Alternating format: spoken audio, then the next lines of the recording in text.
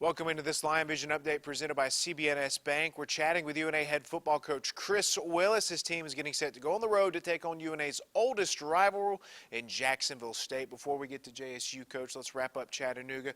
Great turnout, over 10,000 in attendance. Flyover, fireworks, Coach. How can you wrap up your final thoughts from that one? It was a great game atmosphere. Megan Lovis and her staff and people behind the scenes really did a really good job of putting that on. Man, fantastic night. I wish we could have kept it off with a win. That was probably the only negative of the entire night.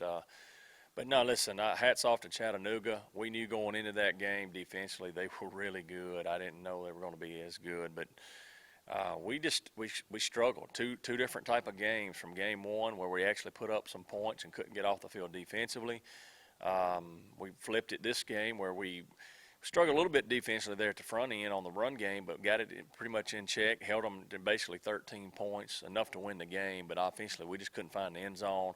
The interception, where opportunity to tie the game or go ahead in the red zone was a big interception, and then obviously the one they scored right before halftime when it was 10-0.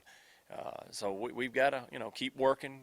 When you play teams of this caliber, you can't have those type of mistakes. These are really good football teams, and we're a good football team. We just got to keep working, and one of these days it's going to come up, and we're going to be able to see, the fruits of our labor, so to speak. And we're the guys' attitudes. Everybody's come back this week ready to go. It's Jacksonville State week and ready to go.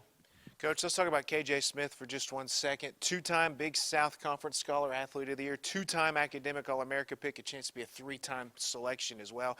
Week 1 against Southeastern Louisiana, he had a big sack that really sparked things. Week 2 against Chattanooga, a couple of interceptions. How big of a playmaker has KJ been in the early goings of this season? Well, he's been a big asset. He's an older guy, been around the block, so to speak. He's over here yesterday watching film. He's already mapping out the next game, and that's what you want to see out of your leaders. He was voted one of our team captains.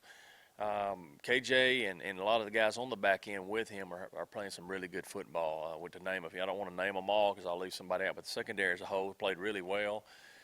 Defensively, we've been playing really well, and especially the second half of that game, it was 3-0. So hopefully we can keep that going and get the offense going on track this week and find a way to win this football game. Third straight game against Jacksonville State since we moved up to FCS. Third straight game this season against a nationally ranked opponent. No UNA team has ever played 3 straight nationally ranked opponents. Coach, Jacksonville State's coming off the high of beating Florida State on a final second play last weekend. What have you seen from the Gamecocks that we'll see on Saturday? I mean, another really good football team. They do a really good job over there. I don't know what they would tell you, but it just looks like to me right now they're really strong on the defensive side of the football, doing some things over there, just keeping their self in the game, keeping their offense in the game as well. I think at times they've struggled offensively, but they have played 2 FBS opponents, UAB and Florida State, so that has something to do with that. But we expect a huge crowd. We expect to get their best. And we want to be prepared this week so we can make it a game and have an opportunity to win the football game if all possible in the fourth quarter. UNA and Jacksonville State play this Saturday, a 6 p.m. kick in Jacksonville, Alabama. You can catch myself and Brian East on the call on 98.3 WLX. Coach, thanks for the time. Best of luck. Thank you, Ben. Appreciate it.